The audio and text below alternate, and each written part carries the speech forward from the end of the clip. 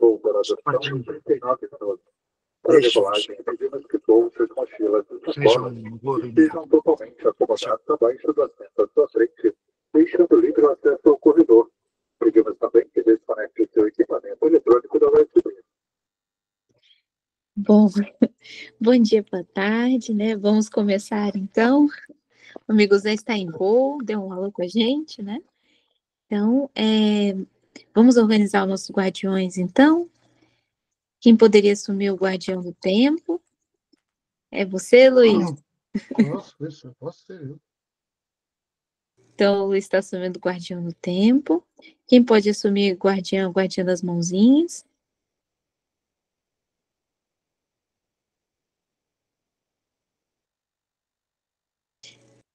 Bom, se ninguém assumir, eu posso estar assumindo. Vamos ver se vão chegar também mais um pouquinho de participantes, mas eu daria a sugestão de irmos começando a construção, né? E aí o pessoal se integra. Tudo bem? Eu vou compartilhar com vocês aqui nossa memória, tá? Se vocês quiserem anotar ou fazer alguma construção, alguma questão, tá? Só um minutinho.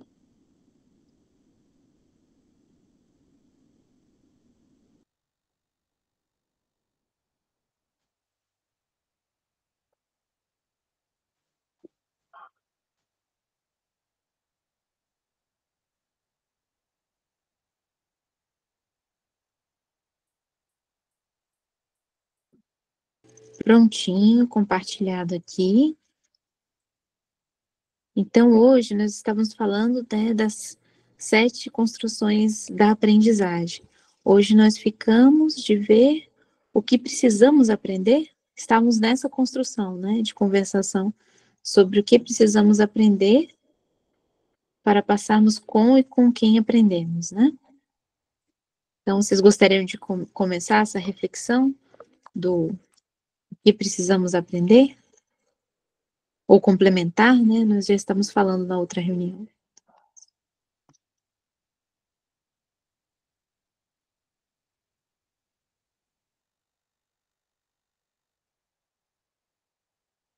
Então, se ninguém quer assumir, eu diria o seguinte: o que nós temos que aprender, eu acho que se pode dividir em duas coisas. Em primeiro lugar, temos que aprender aquilo que nos dá satisfação, que nos permite viver felizes. Em segundo lugar, temos que aprender coisas do senso comum que nos permitam viver em sociedade. Portanto, enquanto, e fazendo já aqui um paralelismo com aquilo que a escola faz, a escola concentra-se simplesmente num conjunto de conhecimentos que são, à partida, definidos superiormente e que não levam em conta as necessidades, as motivações e as características pessoais dos aprendizes, não é? Então, eu diria que o que precisamos aprender, o que nos dá satisfação, para podermos viver mais felizes, e aquilo que é preciso para termos as competências básicas de vivência em sociedade, porque nós não vivemos sozinhos. Então era isso aí. Não sei se há mais alguma coisa que a gente precisa aprender, não é? Mas eu diria isto. E dizendo isto, logo se pode concluir que cada pessoa tem que aprender coisas diferentes, não é? Porque senão seríamos todos iguais.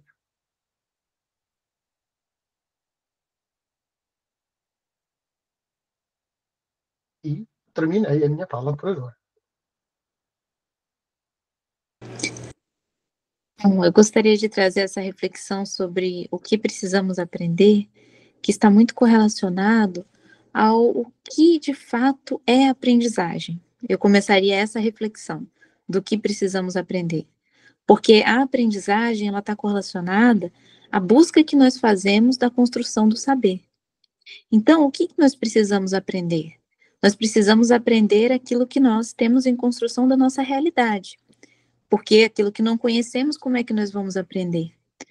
Muitas vezes, os conteúdos, né, as disciplinas, as construções que são feitas, é repassado para que nós precisamos aprender aquilo que a disciplina ou o conteúdo exige. Mas a realidade é, o que precisamos aprender é aquilo que nos constrói em saber e aprendizagem. Porque não adianta você ter um conteúdo se esse conteúdo ele não faz sentido para a construção que você está vivenciando. Ele vai ser mais uma informação, ele não vai ser uma construção de conhecimento. E nós já sabemos que a aprendizagem ocorre por relação. E nessa relação, a construção ocorre pela vivência dessa aprendizagem.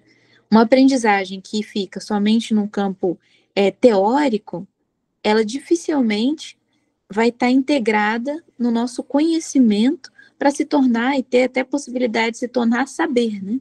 Que tem uma diferença também entre nós conhecermos e sabermos, né? O saber você já constitui até uma forma de repasse, você já assimilou na sua vivência, em como você faz, você constrói uma metodologia.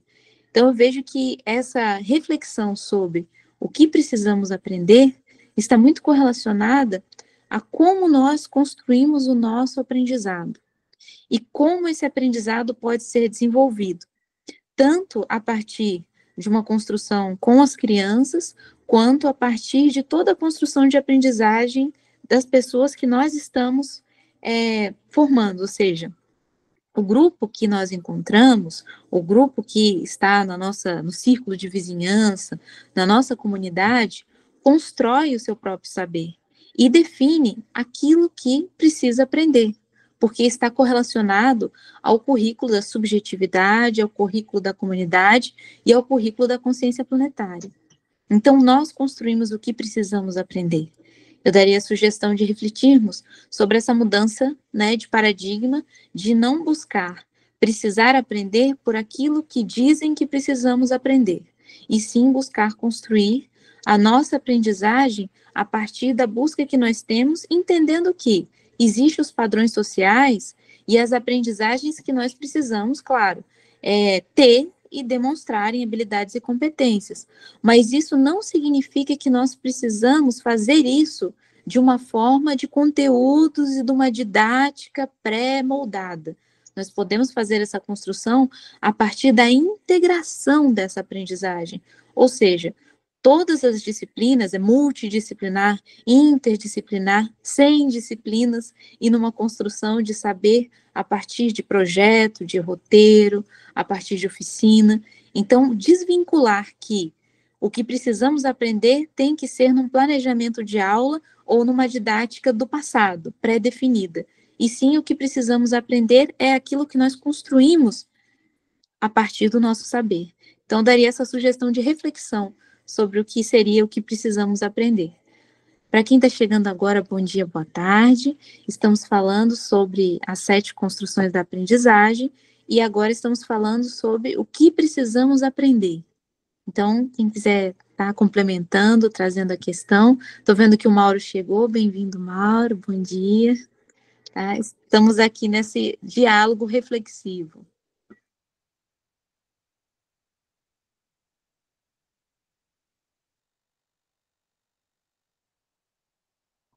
Alguém mais? Então vou provocar, vou fazer uma pequena provocação à Zizi, e ela não vai levar a mal, e eu vou dizer, se você precisasse de construir um roteiro para uma escola, o que é que se poria no papel para dizer aos pais que aprendizagens vão as crianças ter? Não é? Porque esse discurso agora vale aqui entre nós, percebemos da coisa. Mas para os pais, se eu disser assim, aos pais, a criança vai precisar de aprender o quê? Bah, o que é que a Zizi diria aos pais? Eu vi que o Mauro está com a mãozinha levantada. Mauro, tudo bem? Só responder o Luiz? Ai. Aí depois eu já passo para você. Então, primeiro eu diria para os pais o que eles pensam que é a aprendizagem. E eu organizaria com eles uma construção do que eles veem que os filhos e eles precisam aprender. Porque aí nós vamos construir acordos da aprendizagem. Então, se eles veem que os filhos precisam aprender tal construção, eles precisam estar de acordo com essa construção e fazer junto. porque a aprendizagem ela não ocorre de forma solitária, ela ocorre de forma solidária. Então, essa construção é uma construção de comunidade, ou seja, eles precisam estar construindo juntos. Já que eles têm o direito de fazer uma exigência de aprendizagem, eles também têm o dever de construir essa aprendizagem junto. Então, é isso que eu diria para os pais, porque tudo que a gente pede, a gente também tem que fazer. E aí nós temos uma construção coerente, né? Porque o que ocorre muitas vezes é que os pais querem que os filhos tenham habilidades e competências que eles acham que os filhos precisam, ou que a sociedade determina que deve ser dessa forma, mas eles não avaliam, de fato, a criança tendo essa habilidade e competência e o preço que essa criança vai pagar para ter isso. Porque, por exemplo, no Brasil, tem uma questão da alfabetização na idade certa, que é fazer uma criança aprender a ler e escrever com 4 anos de idade. Mas qual é o preço disso? De uma criança, entendendo que não é alfabetização de fato, é escrever e ler, mesmo que não entenda o que está lendo, e escrever mesmo que esteja copiando as letras. Mas ela não precisa entender, ela precisa fazer o dever de mostrar a letra bonitinha e de também saber ler o que está escrito, as palavrinhas ali, fazer a junção, mesmo que ela não tenha interpretação disso. Porque nós sabemos que a alfabetização, ela é uma construção muito mais ampla. Nós só terminamos, de fato, de nos alfabetizar só quando o nosso cérebro termina a nossa formação, que é 33 anos. E mesmo assim, nós ainda estamos sempre nos alfabetizando, porque alfabetizar é aprender. Então, nós vamos construindo essa alfabetização ao longo da nossa vida. Então, esse é um preço para a criança, ter que demonstrar essa competência e habilidade, sendo que a competência e habilidade de uma criança é ela brincar, é ela ser feliz, é ela se relacionar. Então, para conscientizar os pais dessa necessidade, que pai, que mãe que quer ver um filho desistente, deprimido, sem vontade de viver? Então, conscientizar os pais da importância de ver um filho feliz, alegre, dinâmico, criativo, isso é uma construção. Porque muitas vezes não se pensa que quando você dá a possibilidade da criança ser feliz, explorar, brincar e ser ela mesma, que isso vai possibilitar qualidade de vida para ela. Ela vai ser feliz, ela vai ter criatividade, ela vai ser inteligente, ela vai ter inteligência emocional. Mas muitas vezes isso não é correlacionado. É correlacionado que você escrever a letrinha bonitinha e você conseguir ler as palavrinhas é que significa que a criança está aprendendo. Então, essa conscientização do que é verdadeiramente a aprendizagem e essas ramificações dessa aprendizagem ajudam, eu vejo, Luiz, para deixar com que os pais percebam a qualidade da aprendizagem. É igual você comer uma comida que vai te fazer mal, mas você está vivo, ou você comer uma comida que vai te fazer ficar vivo e ter qualidade para correr, para estar bem, para se sentir bem, e aí o que vai vir de você será melhor. Então, essa qualidade é importante trazer tanto das emoções, quanto da psicomotricidade, do corpo, quanto da mente, para a gente ter até sanidade para poder viver, porque é uma construção, né? Você tem que brincar e ser uma criança que não brinca, ela não vai ter sanidade depois para conseguir aguentar a vida. Ela vai ter traumas, ela vai ter dificuldade de relacionar-se, que é algo simples, porque a brincadeira, ela permite a relação, ela ensina a gente a se relacionar uns com os outros, e depois nós vamos ter dificuldade nessa habilidade e competência, que é tão necessária ao ser humano.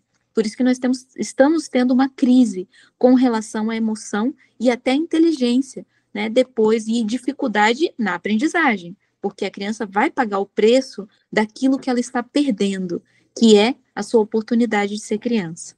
É isso que eu diria, Luiz, só respondendo, então. Obrigado, Zizi. Foi uma provocação, mas eu tenho coisas para dizer sobre isso. Vamos ver o que é que o Mauro pode dizer. Então, tem uma coisa que todo mundo que foi pai ou mãe, ou que cuidou de uma criança muito pequena, guarda com um registro muito forte, né? Nossos bebês humanos nascem muito frágeis. e nosso principal cuidado é a sobrevivência. A sobrevivência daquele ser que nos foi entregue, né, pela circunstância, pelo desejo, enfim, aos nossos cuidados. Então, o que uma pessoa precisa aprender? Da visão do adulto, ela precisa aprender a sobreviver. Ela precisa aprender tudo que a faz não ter ferimento, não ter risco, não ter queda, não ter fome, né? Não ter frio. E isso, claro, isso condiciona de duas formas. Primeiro que para essa fragilidade ela vai diminuindo ao longo da vida, até que a pessoa se torne adulto, mas a experiência da paternidade, da maternidade, ela nos marca, né? Ela nos torna guardiões dessa fragilidade. Por isso, muitos pais e mães e adultos querem ou desejam, esperam que o seu modelo de sobrevivência seja repetido pela geração seguinte. E isso já explica uma grande parte da resistência dos adultos às mudanças na educação, porque eles dizem: não, eu aprendi tabuada, eu aprendi as capitais dos estados e dos países, eu decorei os cabos, os pontes, os promontórios, e nessa perspectiva você, meu filho, minha filha, meu neto, minha neta, vai fazer algo parecido. Então, eu diria, até na semana passada eu até coloquei, nós precisamos aprender o que nos mantém vivos e o que nos faz felizes. E o que nos faz felizes é outra que eu acho que vai muito ao encontro do que a Zizi está lembrando.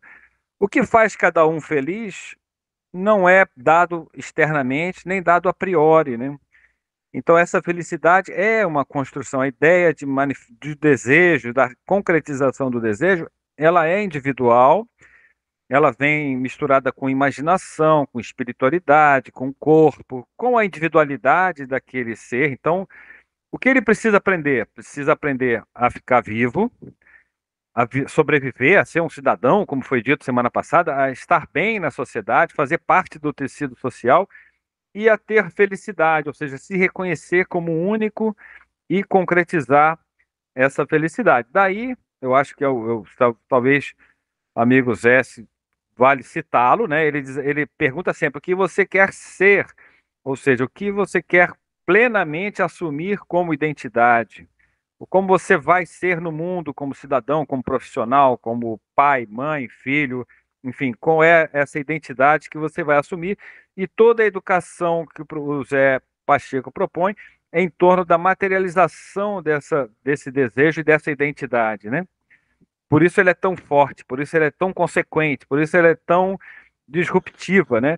Porque no modelo diferente a gente olha externamente e diz assim, não, você tem que ter uma profissão, tem que ser um pai assim ou a mãe assado, e portanto a gente despreza ou menospreza ou desconsidera aquele desejo individual e tão característico daquele ser. Então eu gostei muito dessa pergunta, acho que já está acabando meu tempo. O que precisamos aprender? Precisamos aprender a ser felizes e a cultivar a felicidade alheia. Acho que seria o meu resumo. Pronto, passa a palavra aqui, tirando som. Agradecida, Mauro. A Paula está com a mãozinha levantada também. Paula, tudo bem, querido? Boa tarde. Muito boa tarde a todos, viva. Peço desculpa não estar com a câmara. Eu quero agradecer a pergunta ao Luís e quero agradecer as respostas, Zizi e Mauro. Muito obrigada, porque de facto eu estou a viver essa situação e chegam hoje familiares meus à minha casa, portanto que vêm de vez do Brasil, a minha prima portanto com o marido e com duas crianças, o menino vem para o segundo ano e a menina para o quarto ano. Ou seja, do ensino básico. O que é que acontece? Eu propus, efetivamente, porque no agrupamento a que está afeta a zona de residência, tem uma escola a funcionar com as novas construções, e a verdade é que eles maturaram e depois, portanto, disseram-me não. E isto... eu vou tentar agora, portanto, estar aqui neste registro de explicação e foi por isso as vossas palavras foram muito importantes para mim hoje. Segunda-feira vou estar com eles na matrícula, com as crianças, portanto, e isto parece que é muito determinante, porque o conceito é que efetivamente ainda é a aprendizagem pelo exame, a aprendizagem pelo teste, enfim, por aquele rigor, e é como se não se aprendesse no outro formato, portanto não se percebe o que é que a criança necessita para ser feliz, efetivamente, e para ser pessoa. Portanto, e ainda há muito o conceito da formalidade e do ensino regular que tem acontecido. Por isso, eu vou refletir muito bem nas vossas palavras e vou tentar que, de facto, passar essa mensagem de uma forma muito agora mais próxima, não é? Porque eles vão ficar aqui durante um tempo na minha residência, enquanto não montam, portanto, não têm a sua casa montada. Por isso, vou estar atenta às crianças, vou procurar que, de facto, elas sejam o mais felizes possível e vou sensibilizar para as novas construções e para o ensino e a educação noutro formato e noutro propósito. Portanto, e por isso, obrigada pela atenção. Luís, entretanto, falaremos. Certo. Muito cumprimento. Porém, obrigada. Sim. Zizi, Mauro, Paula e os outros todos, porém, e embora eu entenda o que a Zizi disse e concorde em pleno com o Mauro, nós não vivemos no mundo ideal. Nós vivemos no mundo real e eu preciso, porque os pais precisam e porque a sociedade pressiona para que eu diga aos pais, enquanto diretor de uma escola, os seus filhos vão aprender isto, isto e isto. Eu não posso deixar de dizer aos pais que os filhos precisam de aprender a alfabetizar-se, cálculo matemático e essas pequenas coisas que são a base de qualquer coisa. Eu não posso deixar de dizer isso. Eu não posso ir só pela via da construção, não é? Então, a minha pergunta há pouco foi exatamente essa provocação. Ou seja, há um lado que a sociedade impõe e há um lado que nós podemos construir e que parte de nós enquanto indivíduo, não é? O que eu estava a dizer há pouco, a escola portuguesa, talvez a brasileira também, impede que isso aconteça porque retira toda a individualidade do aprendiz, certo? Porém, qualquer escola alfabetiza. Qualquer escola ensina cálculo matemático, não é? E portanto, o que é difícil aqui, e se eu falasse aos pais do que a Zizi disse, os pais fugiam. Fugiam. Sério. O quê? O meu filho não vai aprender o que está no currículo? Não, não pode ser. Eu quero. Porquê? Porque ele vai ter uma profissão. Porque ele vai ter que se integrar numa sociedade. Então, a dificuldade é essa. É dizer que, no futuro, as crianças mais bem integradas na sociedade são aquelas que aprenderam também a ser elas próprias na escola. Foi isso que eu quis dizer há pouco. Eu nunca poderei dizer aos pais, neste momento, o que a Zizi disse. Não posso. Não posso dizer dessa forma. E estou a ser sincero com o que estou a dizer. Mas posso aproveitar as ideias. Isso posso. Tá? Então, eu gostaria de colocar que o ponto é a forma de fazer. Nós temos essa intenção de construir, se nós temos como tutores, como escola, essa intenção que a criança tenha o seu desenvolvimento pleno, né, integral de aprendizagem, esse é o começo. Porque a grande dificuldade é quando a professora, ou dentro da construção com o sistema, não se tem essa mudança de paradigma interna, já começa mal. Porque você acredita que a criança precisa passar pela prova e nota aos 4 anos, aos 5 anos, aos 6 anos. Você acredita que essas habilidades e competências são necessárias para que a criança aprenda. Então, a primeira questão é nós sabermos que isso não é assim.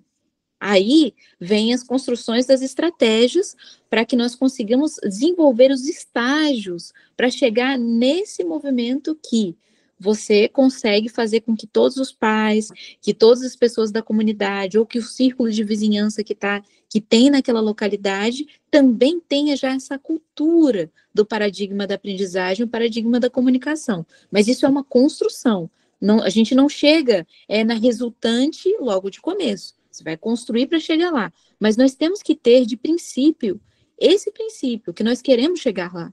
Porque muitas vezes o que ocorre é que mesmo os tutores em algumas comunidades de aprendizagem não têm esse princípio.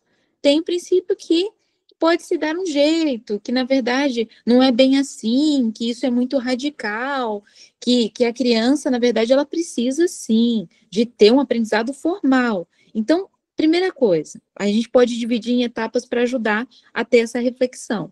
É importante ver que a criança precisa aprender pelo seu interesse, curiosidade e criatividade do saber. Então, o que ela precisa aprender é o que ela busca aprender, isso sem dúvida. Agora, a partir daí, o que nós podemos construir para que se conscientize todos os pais, e inclusive o sistema, dessa necessidade de um equilíbrio entre a subjetividade e a construção, digamos assim, social da estrutura, que se exige essas habilidades e competências que os pais também acreditam.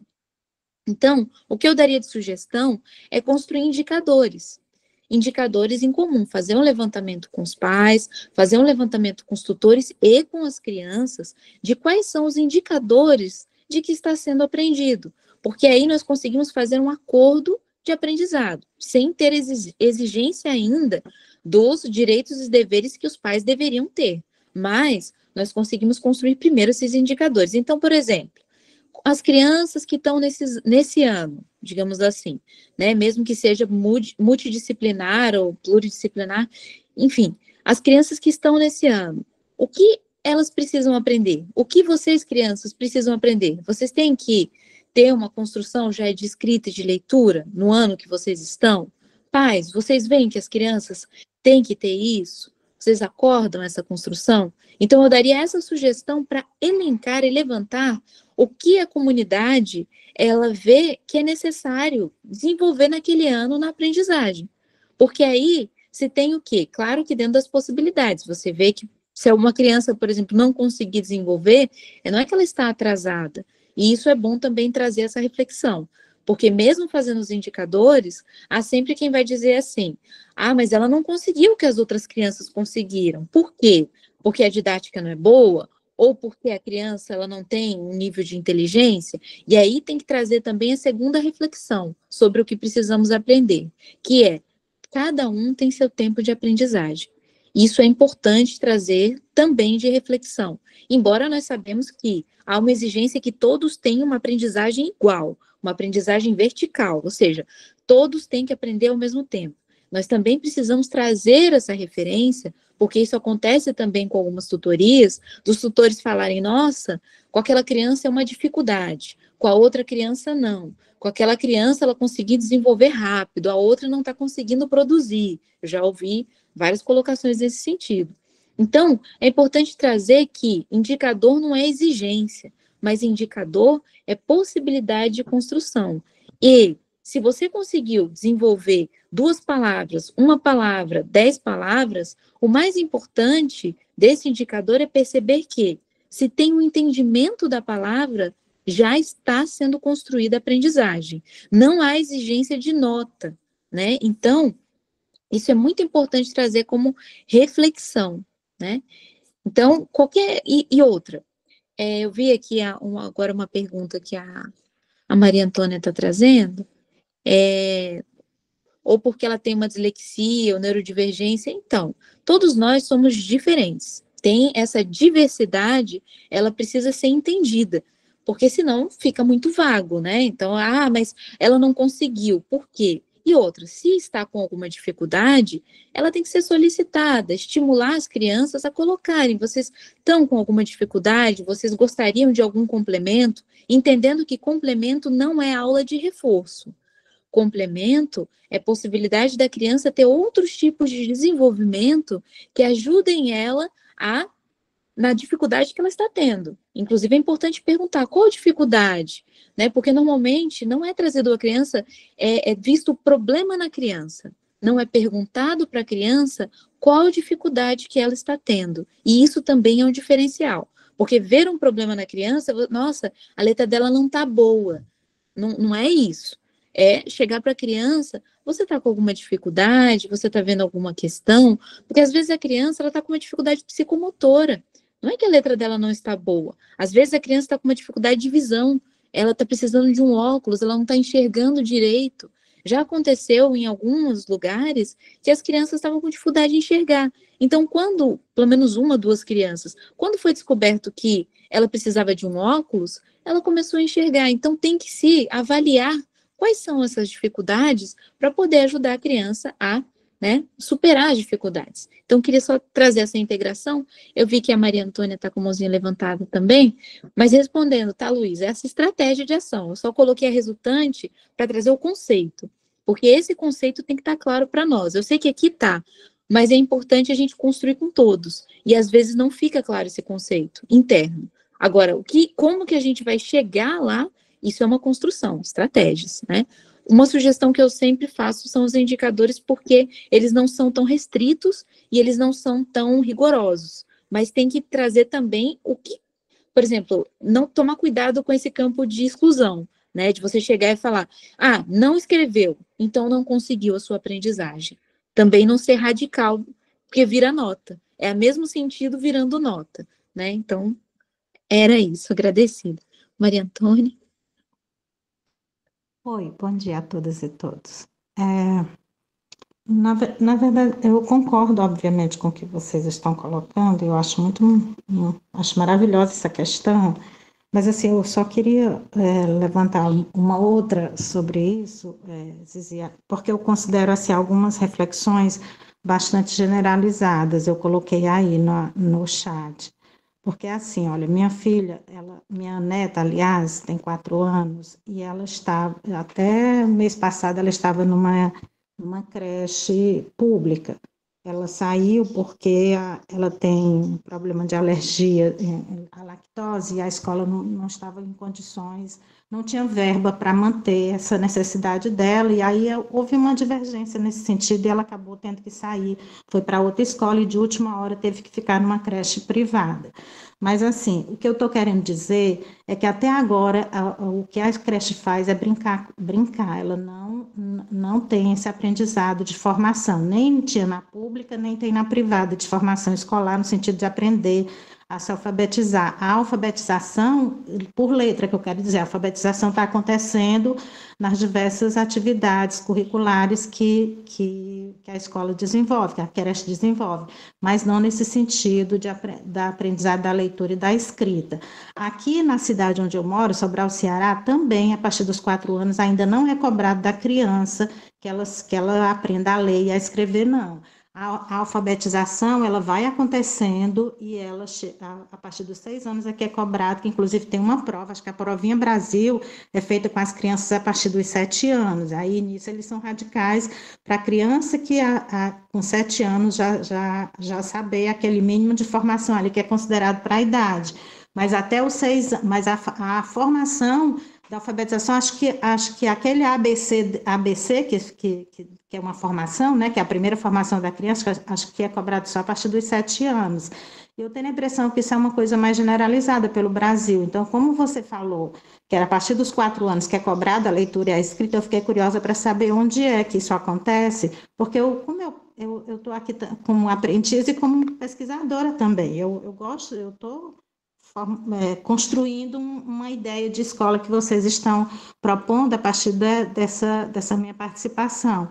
E eu fiquei curiosa para saber, é possível que assim, outra mudança que aconteceu foi no conceito de creche, assim, a creche, a partir da formação da BNCC, que eu não estou dizendo que eu sou a favor, não estou concordando nem discordando, estou só dizendo quais são as mudanças, né? Aí eles estão tentando acompanhar o que a BNCC propõe para essas idades, não é?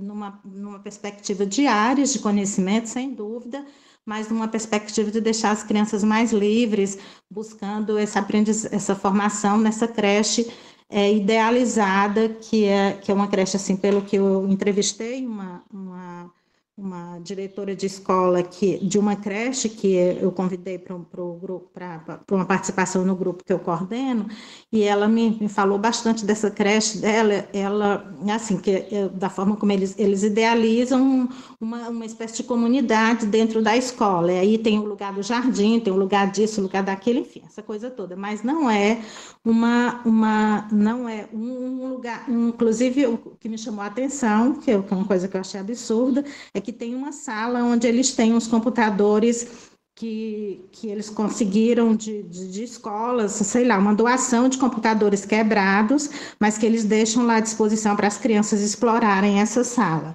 Então, assim, aí qual o objetivo disso eu não sei, mas é um objetivo tecnológico mesmo, né, de introduzir as crianças nisso. Mas é só para dizer que esse tipo de alfabetização, que é uma espécie de alfabetização tecnológica e profissional e de cidadania, entre aspas, mas a partir dessa outra metodologia, não é? Mas não exatamente no sentido de cobrar leitura e escrita, é só isso que eu estou querendo dizer. Como você colocou isso, eu fiquei curiosa para saber onde isso acontece, tá bom? Obrigada. Agradecida, Maria Antônia. Então, 6 anos é colocado, claro, na idade legal. Só que o que ocorre é que não é com 6 anos. Você começa a trabalhar com 4 anos, para que quando chegue aos 6 anos... Minha netinha agora vai fazer 5 anos em abril. Minha netinha agora que sabe desenhar o H. Eu diria desenhar, não é?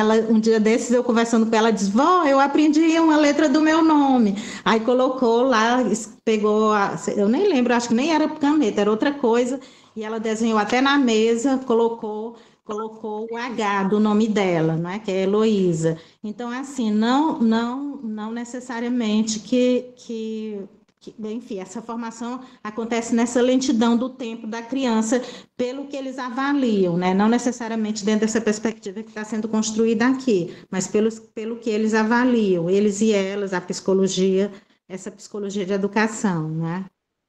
Então, voltando a me explicar dentro dessa construção, é que para a criança com 6 anos fazer uma prova, ela tem que começar a fazer prova do jeito que é, né? Que é a alfabetização na idade. Bom, a alfabetização na idade certa, até onde eu sabia, era 6 anos de idade. Então, sim, mas a provinha Brasil é que é feita aos 7 anos, se não me falha a memória, viu? tá. O que ocorre é que existe toda uma pressão para que a criança, ela já com 6 anos, já saiba ler e escrever. Então, o que ocorre? Você não vai começar a alfabetizar com 6 anos. Você precisa começar a alfabetizar antes. Então, o que eu vejo na prática escolar é muitas escolas com 4 anos de idade forçando as crianças a escrever e ler para que elas possam o quê? Chegar aos 6 anos ou aos 7 anos fazer a prova. A prova eu não tenho certeza se é 6 ou 7 anos, mas ela já tem que estar com essa habilidade e competência para não conseguir fazer uma prova. Então, inclusive, as professoras falam isso. Não fique atrasado, aprende logo, escreve aí, copia logo. Maria Antônia, o que eu acompanho são vários estados. Então, eu tenho professoras de vários estados. Agora, eu não tenho como dizer se em todas as escolas ocorre isso. Eu não tenho conteúdo com todas as escolas do Brasil. Mas eu conheço vários projetos de vários estados do Brasil. Eu posso citar os estados, se você quiser, bem específico. Mas de vários estados do Brasil que ocorre isso. Que as professoras forçam as crianças para chegar aos 6, 7 anos e conseguir fazer bem a prova, porque senão começa também o bullying, as outras crianças falarem, olha, ele é burro, ele ainda não sabe ler e escrever, olha, ele está atrasado, olha, ele tem dificuldade. Então, muitas vezes, ocorrem muitas situações assim, porque está correlacionada a criança precisar aprender antes essa leitura escrita, porque se ela começar aos 6 anos para fazer uma prova aos 7 anos, como que ela consegue fazer essa prova e passar naquilo que eles estão exigindo? Esse aqui é o ponto. Então, só para explicar bem o que eu disse, que não é que 4 anos vai fazer uma prova, não é isso. É que começa-se o preparo aos 4 anos para, aos 6, 7 anos, consiga fazer uma prova de leitura escrita, que é o letramento.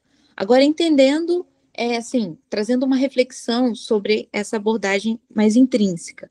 O que ocorre é que a alfabetização ela é muito mais ela trabalha com todas as construções neurológicas, neurocognitivas, emocionais, psíquicas. Então, não quer dizer que uma criança, por ela não saber escrever com 6 anos, é que ela não sabe, de fato, ler e escrever. Ela pode não estar conseguindo ainda se expressar, porque ela está terminando de fazer as suas conexões. Então, forçar uma prova é você forçar uma criança, aos 7 anos, ela demonstrar algo que ela está em construção. E avaliar essa construção num parâmetro pequeno. Por que um parâmetro pequeno? Porque você avalia na escrita e numa oratória. Você não faz uma avaliação da psique da criança, da construção emocional dela, das ramificações de aprendizagem. Entendendo que, mesmo assim, é difícil você fazer uma avaliação de tudo isso, né? Até para você conseguir saber esses níveis que a criança está se desenvolvendo é complexo. Mas é possível sim perceber, por exemplo, se a criança está com alguma dificuldade psicomotora, se a criança está com alguma dificuldade a nível dos sentidos, porque o que desenvolve a alfabetização? Os nossos sentidos. Os nossos sentidos desenvolvem a alfabetização. É como nós nos relacionamos com o mundo. A nossa psicomotricidade, o nosso tato, o nosso olfato, a nossa visão, o nosso campo até intuitivo, de construção criativa, investigativa e curiosa. Então, tudo isso é que vai construir de fato a nossa alfabetização. Tem crianças que elas já sabem ler e elas não sabem que elas sabem ler. Só que quando elas são pressionadas para que elas leiam definitivamente como uma prova, elas recuam, inclusive, essa habilidade. Por quê? Porque elas têm medo de errar.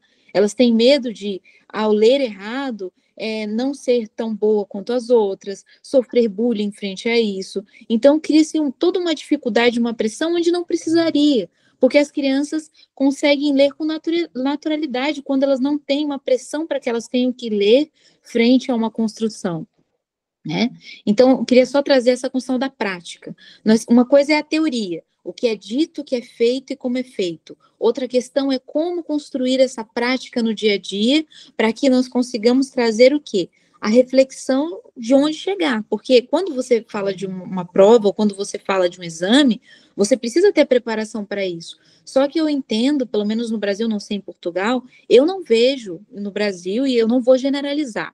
Eu vou dizer do que eu conheço, dos projetos que eu conheço, dos estados que eu conheço. Eu não vejo professoras preparadas para a alfabetização, de construir uma alfabetização com a criança com qualidade. Eu vejo professoras preparadas para repassar um livro didático, mesmo porque é falado para que se utilize o livro didático com a criança. Não é dito para que se trabalhe a alfabetização. Claro que existe outras vertentes. Existe as Maria Montessori, escolas montessorianas, que têm um pequeno diferencial, e algumas que eu conheço não têm esse diferencial. Existem escolas que são também Waldorf, né, do Steiner, Rudolf Steiner, que têm um diferencial também. Normalmente essas têm um diferencial um pouco a mais, né? Então, existe construções de livros que as crianças utilizam também, e tem uma realidade diferente das escolas públicas, pelo menos no Brasil, das escolas privadas, que muitas vezes têm até kits e materiais próprios, né? Então, a escola pública, ela tem já uma formatação ainda um pouco melhor na minha avaliação. Claro que depende de cada escola privada, porque existem escolas privadas também que agem de outra forma. Mas o que eu percebo, né, das escolas que eu acompanho, vejo, ocorre dessa forma. Então, eu vejo que a alfabetização que ocorre de fato é que a criança precisa desenvolver os potenciais de ser humano. E ela não tem como desenvolver potencial de ser humano dentro de uma sala de aula, colocando para ela que ela tem que ficar fazendo um exercício.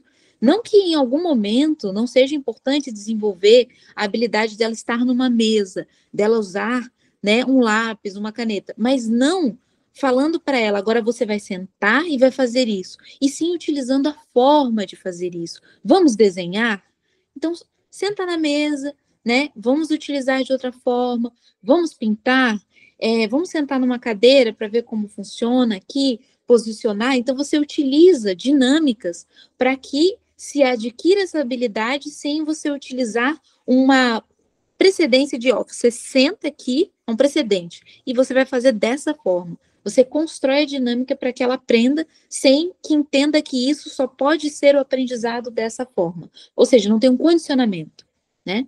Então, só para esclarecer, eu sei que a Maria Antônia está colocando aqui que não tem livros didáticos, então eu não estou dizendo que tem livros didáticos, tá, para educação infantil. Eu estou dizendo que em algumas escolas existem kits e materiais próprios para a educação infantil que são utilizados e as professoras, elas seguem alguns materiais que são repassados, principalmente se elas não sabem como alfabetizar, porque nem toda escola, pelo menos do que eu conheço do Brasil, dos projetos que eu acompanho, sabem alfabetizar, né? Então, elas muitas vezes precisam de um material de apoio para ajudar a alfabetizar.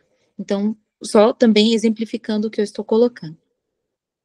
Mas, Luiz, você colocou também aqui que em Portugal é a mesma questão? É porque tem os manuais, lá está, temos um conjunto de materiais didáticos que deviam ser utilizados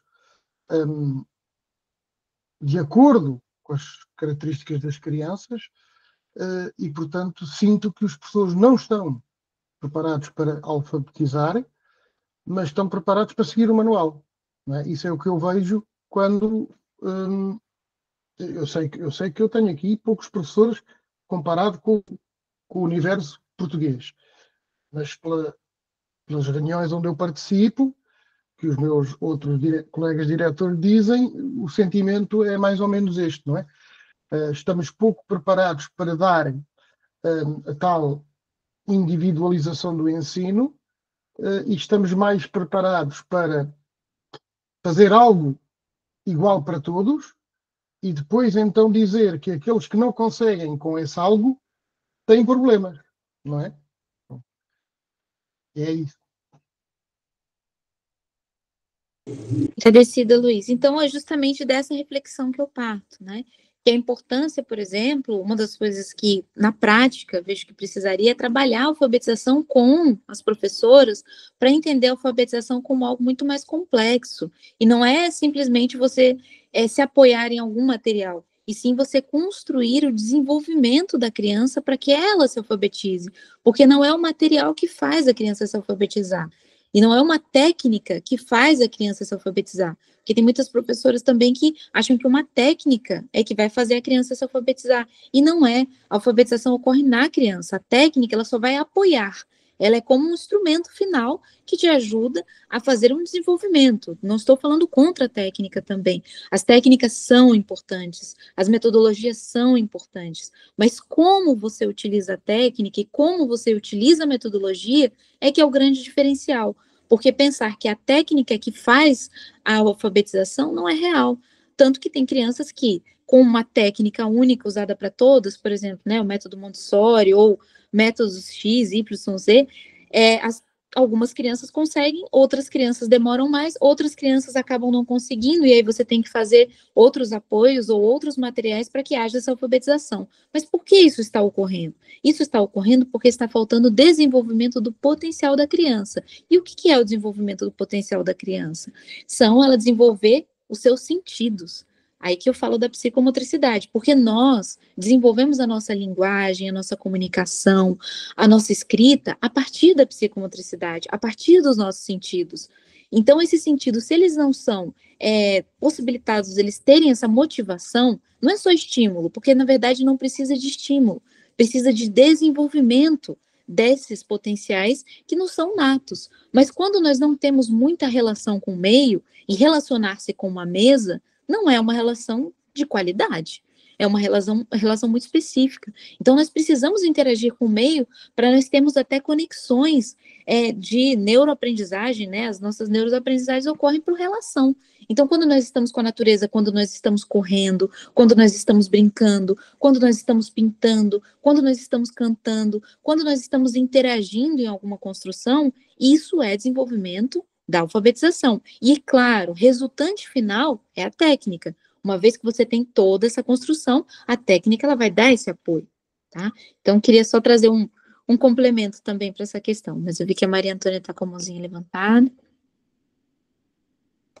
Eu continuo pensando que nós precisamos de mais aprofundamento nesse sentido de como as escolas trabalham, porque assim, o Brasil ele é bem grande, como nós todos sabemos, não é?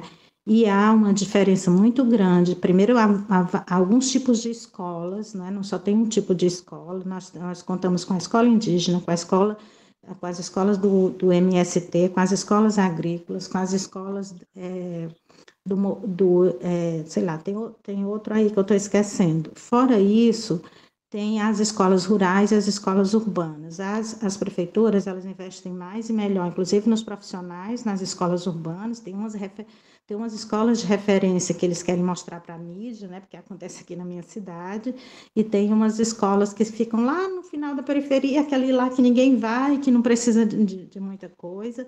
Então, assim, agora tem um boom de creches modelos, então, assim, todas as cidades têm umas creches, assim, externamente, bem chamativas, uns castelinhos, assim, que estão sendo construídos, e dentro também tem essas possibilidades que eu já citei aqui. Então, assim, era bom que a gente não generalizasse, e era bom que a gente não generalizasse, dizer que as professoras não são preparadas para formar e que não tem essa crítica. Os cursos de pedagogia têm se preocupado muito com isso. Se há dificuldade de colocar isso em prática, tem relação com as outras dificuldades, que é com essa estrutura mesmo que a gente já conversou aqui, que é a quantidade versus a qualidade, não é?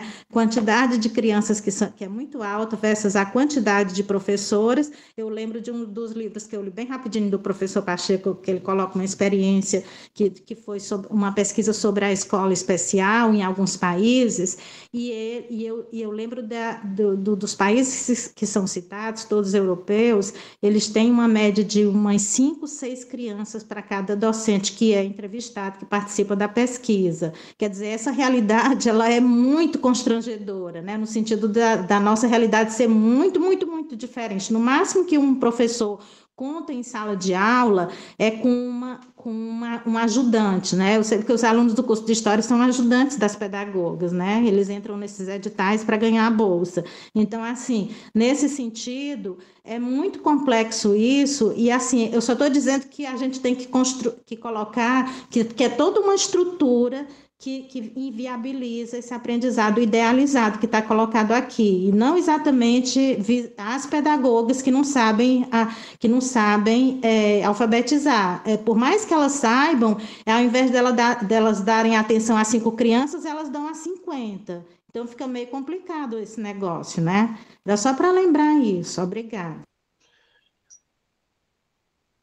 Eu vi que o Helder está com a mãozinha levantada.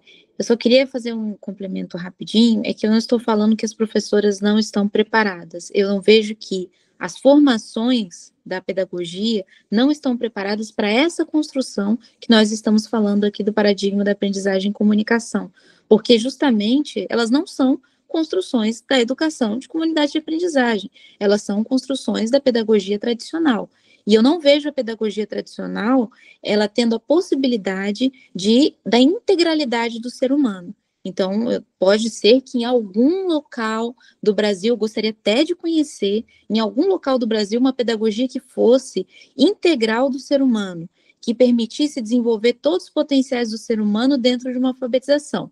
Eu gostaria de conhecer, eu não conheci. Como não conheço todo o Brasil e todas as realidades, não posso dizer que existe ou não, mas eu não conheço. Agora, eu conheço, dentro da construção que tem da comunidade de aprendizagem, nós temos alguns projetos que desenvolvem muito bem a alfabetização. Agora, eu não vi nenhum curso de licenciatura, né, com relação a essa construção da integralidade do ser humano. Espero que a gente consiga fazer, inclusive, né? Espero que a Maria Antônia, com todo esse ânimo, também tem a possibilidade aí, quem sabe, né, Maria Antônia, a gente constrói um curso de licenciatura que tem essa integralidade do ser humano, né? Tá precisando.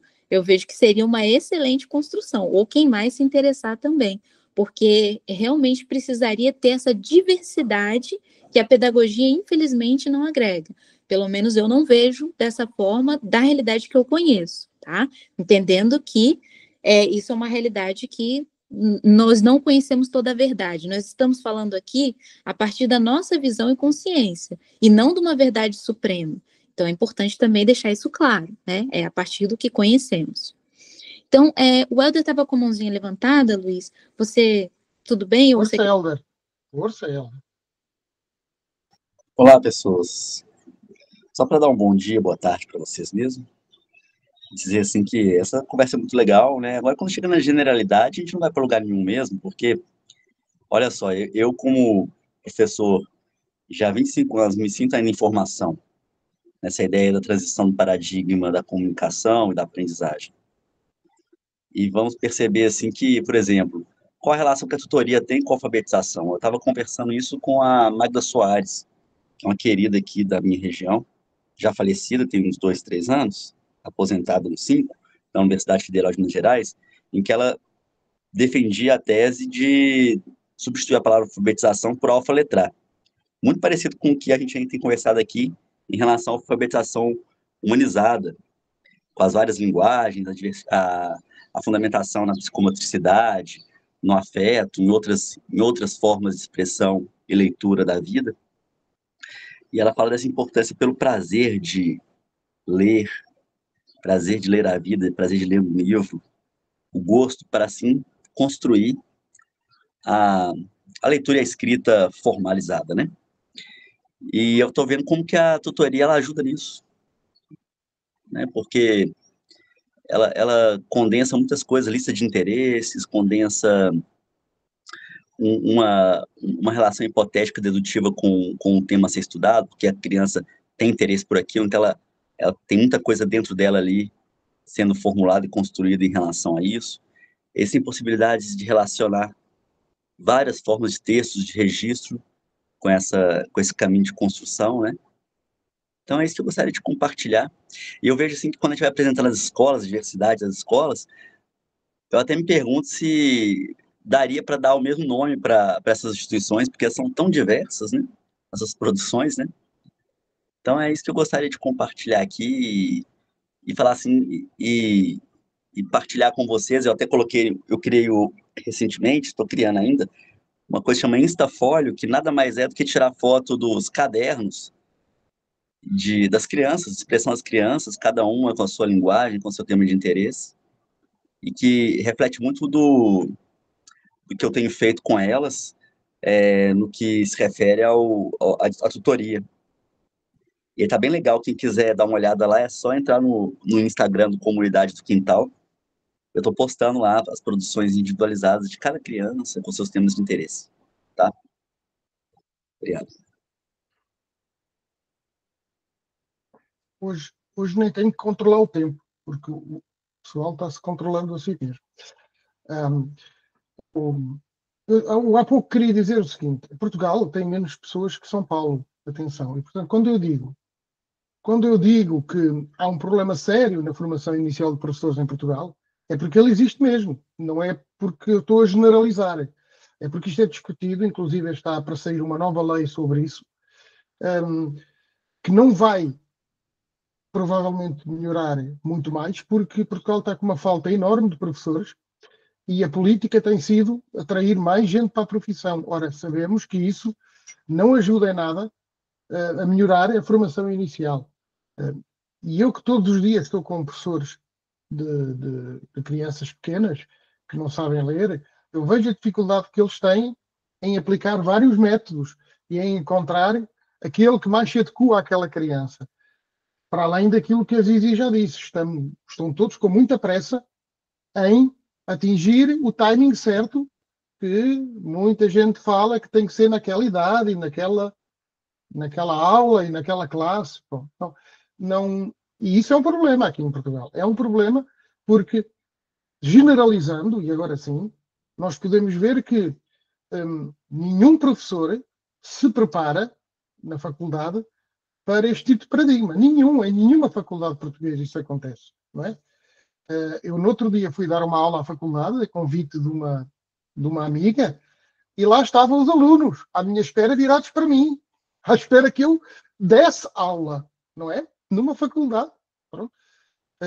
Se eu quisesse trabalhar com eles de outra forma, eles iriam perguntar, mas isto é uma aula? É uma aula de faculdade? E é isso aí. Agradecida, Luiz. Eu vejo que essa é uma construção muito importante. Nós fomos para a vertente da educação infantil, olha que interessante, né? Porque é onde começa a construção de aprendizagem. Então, onde começa a primeira pergunta do que precisamos aprender? Normalmente é na educação chamada infantil, né? Então, você começa pensando, olha, o que vamos organizar agora os conteúdos. Depois, esses conteúdos vão seguir essa construção do que se precisa aprender a partir daí, né? Por isso que a gente volta a essa questão da origem, né? Mas eu vejo que é uma boa reflexão, só ver que nosso tempo se esgotou, Voou. voou, né? Porque nossa construção está muito boa. Bom, tudo bem, então, né? Encerramos por hoje, deixando essas reflexões. E na próxima semana, ou alguém gostaria de fazer mais algum complemento, alguma questão? Tudo bem? Para na próxima semana continuarmos e vermos se temos mais pontos, até refletirmos, né? Se alguém quiser trazer dados também, ou algum campo que vem importante, né? Como que nós podemos fazer isso, né? Como é que podemos ajudar a mudar essa realidade sobre explicar, inclusive, para as pessoas, né? O que precisamos aprender, porque essa é uma questão que as pessoas não aprofundam. E é uma questão muito séria, porque se você tem algo pré-meditado para aprender, você fica focado nisso e você não consegue nem prestar atenção e valorizar o que você está aprendendo, que eu vejo que é o pior, né? Mas seria isso, então. Então, agradecida a todos, a todas. Deixa eu só perguntar ao Helder, como é mesmo o nome do Instagram? Comunidade do Quintal. Ok, certo. Estou à procura. Já encontrei. Obrigado. Então, um grande abraço. Até o nosso próximo encontro, pessoal. Tchau, tchau, tchau. Tchau. Um abraço, até. Gustavo, você pode encerrar? Por favor? Agradecer.